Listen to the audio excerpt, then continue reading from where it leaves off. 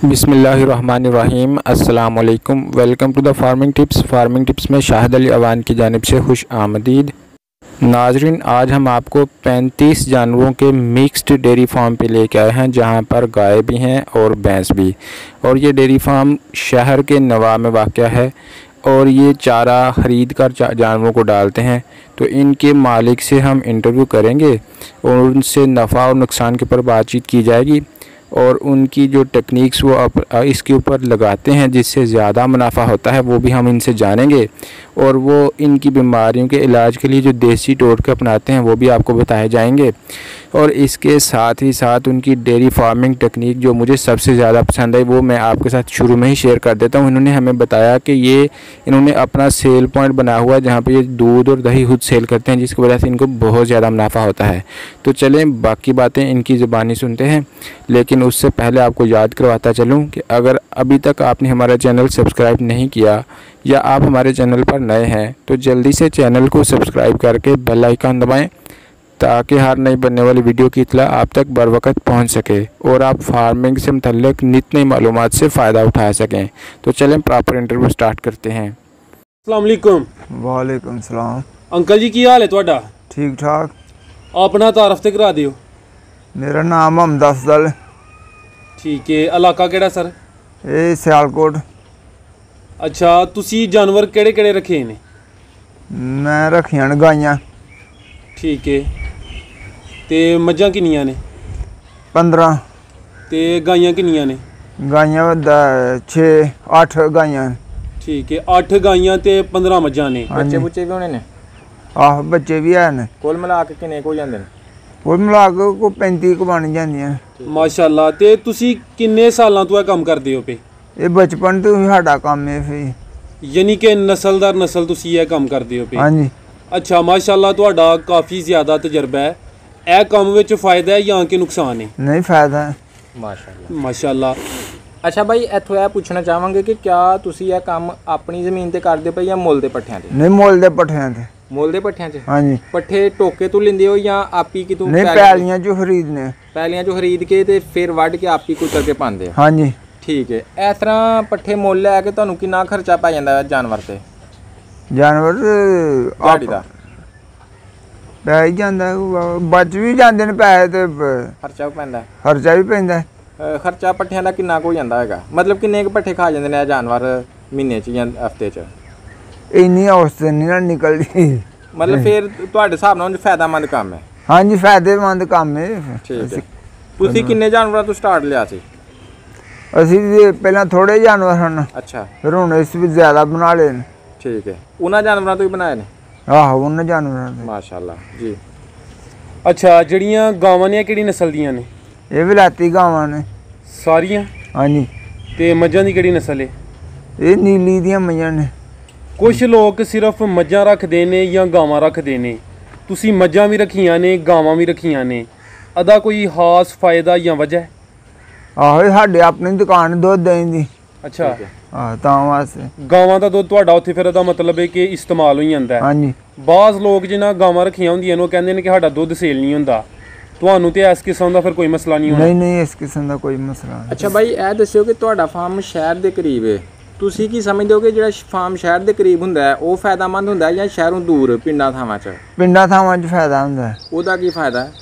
ਪਿੰਡਾਂ ਥਾਵਾਂ 'ਚ ਪੱਠੇ ਮਿਲ ਜਾਂਦੇ ਨੇ। ਅੱਛਾ। ਸ਼ਹਿਰ ਤੋਂ ਆ ਕੇ ਹਰ ਆਂਦੇ ਨੇ ਸ਼ਹਿਰ ਦੁੱਧ ਮਹਿੰਗਾ ਵਿਕਦਾ, ਪਿੰਡਾਂ 'ਚ ਦੁੱਧ ਸਸਤਾ ਵਿਕਦਾ। ਨਹੀਂ ਨਹੀਂ, ਦੁੱਧ ਦਾ ਰੇਟ ਇੱਕ ਹੀ। ਸ਼ਹਿਰ ਕੀ ਰੇਟ ਮਿਲਦਾ ਹੈ ਅੱਜ ਕੱਲ੍ਹ? 90 ਰੁਪਏ ਕਿਲੋ ਦੁੱਧ, 100 ਰੁਪਏ ਕਿਲੋ ਦਹੀਂ। यानी गाय और माई का मिक्स दूध 90 रुपए किलो? आह 90 रुपए किलो। ठीक है। 100 रुपए किलो दही चलता है। ठीक हो गया। जानवरों की खुराक के हवाले नाल दसो कि इन्होंने सारे दिन च पाईदा किन्ने बजे केड़ी चीज़ पाई दी है? सुबह पट्ठे पाई दे ने। ठीक है। पट्ठे पाने तो बाद धार कड्ढी दी। ठीक है। धार कड्ढन तो बाद फिर छावे बन्नी दा नवाल के पानी छन डा के। ठीक है। तो फिर अगू फिर पिछले टाइम पाई दे 4 बजे पट्ठे। ठीक है। 4 बजे पट्ठे छटे पा के फिर पानी डा के तो फिर धारा कड्ढी दियां ने। ठीक हो गया माशाअल्लाह। बस ते फिर उस तो बाद हर लांबे बन से शाम पै जांदी। ठीक है। तुसीं जानवरां नूं चरांदे भी हो? हाँ जी, चराई दे भी ने। किन्नी देर? कोई 2-4 घंटे। 2-4 घंटे। किन्ने बंदे तुसीं संभाल लैंदे हो 30-35 जानवर? ਹੈ ਹੀ ਨੇ ਕੋਈ 3-4 ਜਣੇ ਆ। 3-4 ਜਣੇ ਆਪਸ 'ਚ ਹੀ ਹੋ ਭੈਣ ਭਰਾ? ਹਾਂਜੀ। ਠੀਕ ਹੋ ਗਿਆ। ਅੱਛਾ ਬਾਈ ਇਹ ਦੱਸੋ ਕਿ ਮੱਝ ਦੀ ਖਰੀਦਦਾਰੀ ਦੇ ਟਾਈਮ ਕਿਹੜੀ ਚੀਜ਼ਾਂ ਵੇਖ ਕੇ ਮੱਝ ਲੈਣੀ ਚਾਹੀਦੀ ਹੈ? ਮੱਝ ਦਾ ਖਰੀਦਦਾਰੀ ਦਾ ਕੋਈ ਸਿਰ ਮੂੰਹ ਵੇਖਣਾ ਚਾਹੀਦਾ, ਸੋਹਣੀ ਲੱਗਦੀ ਹੈ। ਠੀਕ ਹੈ। ਉਹਨੂੰ ਥਣ ਵਾਹਣਾ ਵੇਖਣਾ ਚਾਹੀਦਾ ਠੀਕ ਹੈ। ਕਿ ਥਣ ਵਾਹਣਾ ਪਿਛਣ ਹੋਣਾ ਚਾਹੀਦਾ ਜਾਨਵਰ ਦਾ, ਉਹ ਸੋਹਣਾ ਲੱਗਦਾ। ਠੀਕ ਹੈ। ਆਹੋ ਕੱਦ ਬੁੱਤ ਹੋਣਾ ਚਾਹੀਦਾ ਜਾਨਵਰ ਦਾ। ਠੀਕ ਹੈ। ਇਹ ਖਰੀਦਦਾਰੀ ਹੈ। ਤੁਹਾਡੇ ਜਾਨਵਰ ਅੱਜ ਕੱਲ ਦੁੱਧ ਦੀ ਕੀ ਔਸਤ ਦਿੰਦੇ ਨੇ? ਜਿਹੜਾ ਤੁਹਾਡਾ ਚੰਗੀ ਮੱਝ ਹੈ ਉਹ ਰੋਜ਼ਾਨਾ ਦਾ ਕਿੰਨਾ ਦੁੱਧ ਹੜਦੀ ਸਵੇਰ ਸ਼ਾਮ ਦਾ? ਕੋਈ 10 ਕਿਲੋ ਹੋਣਾ ਹੀ। 10 ਕਿਲੋ। ਤੇ ਗਾਈਆਂ ਦੀ ਕੀ ਔਸਤ ਚੱਲਦੀ ਪਈ? ਗਾਈਆਂ ਤੇ 20-20 ਸਿਰ ਵੀ ਦੁੱਧ ਦਿੰਦੀਆਂ ਨੇ, 15-15 ਸਿਰ ਵੀ ਦੁੱਧ ਦਿੰਦੀਆਂ ਨੇ। ਇੱਕ ਟਾਈਮ ਦਾ ਜਾਂ 2 ਟਾਈਮਾਂ ਦਾ? ਦੋਵਾਂ ਦਾ ਕੇ। ਦੋਵਾਂ ਟਾਈਮਾਂ ਦਾ। ਬੱਚੇ ਨੂੰ ਭੁਲਾ ਕੇ ਜਾਨਵਰ ਮਾਸ਼ਾਅੱਲਾ ਤੁਹਾਡੇ ਸਿਹਤਮੰਦ ਨੇ ਸਾਰੇ ਹੀ। ਤੇ ਇਹਦੀ ਕੀ ਕੋਈ ਖਾਸ ਵਜ੍ਹਾ ਹੈ ਜਾਨਵਰ ਤੁਹਾਡੇ ਏਡੇ ਸਿਹਤਮੰਦ ਨੇ ਦੁੱਧ ਦੇ ਕੇ ਵੀ? ਵੰਡਾ ਚ ਪਾਉਂਦੇ ਆ। ਵੰਡਾ ਕਿਸ ਹਿਸਾਬ ਨਾਲ ਪਾਉਂਦੇ ਹੋ? ਕਿੰਨਾ ਪਾਉਂਦੇ ਹੋ ਫੀ ਜਾਨਵਰ? 5 ਕਿਲੋ ਫੀ ਜਾਨਵਰ ਨੂੰ। ਤੇ ਵੰਡੇ ਦੇ ਵਿੱਚ ਕਿਹੜੀ ਸ਼ੈ ਪਾਉਂਦੇ ਹੋ? ਕੁਛ ਨਹੀਂ। ਕੁਛ ਵੀ ਨਹੀਂ ਮਤਲਬ ਦਲੀਆ? ਵੜੇਵਿਆਂ ਦੀ ਖਾਲ ਕਰਾ ਰਲਾ ਕੇ ਸਾਰੇ ਵੰਡੇ ਮਿਕਸ ਕਰਕੇ ਫੇਰ ਪਾਉਂਦੇ ਆ। ਠੀਕ ਹੋ ਗਿਆ। ਸਹੀ ਹੈ। ਅੱਜ ਕੱਲ ਇੱਕ ਮੱਝ ਔਸਤਨ ਕਿੰਨੇ ਦੀ ਲੱਭ ਜਾਂਦੀ ਦੁੱਧ ਦੇਣ ਵਾਲੀ? ਇਹ 2 ਤੋਂ 2.5 ਲੱਖ ਤੱਕ ਮਿਲਦੀ ਹੈ। 2 ਤੋਂ 2.5 ਲੱਖ ਤੱਕ? ਹਾਂਜੀ। ਤੇ ਗਾਈਆਂ ਦਾ ਕੀ ਰੇਟ ਚੱਲਦਾ ਪਿਆ? ਗਾਈਆਂ ਦਾ ਵੀ ਫਰਕ, ਜਿਸ ਤਰ੍ਹਾਂ ਦੀ ਗਾਂ ਆਏ ਉਸ ਤਰ੍ਹਾਂ ਦਾ ਮੁੱਲ ਹੁੰਦਾ ਨਾ। ਅੱਛਾ। ਜਿਹੜੀਆਂ ਤੁਹਾਡੀਆਂ ਨੇ 15-20 ਕਿਲੋ ਦੁੱਧ ਦੇਣ ਵਾਲੀ ਗਾਈਆਂ, ਇਹਨਾਂ ਦਾ ਕੀ ਰੇਟ ਹੋਏਗਾ?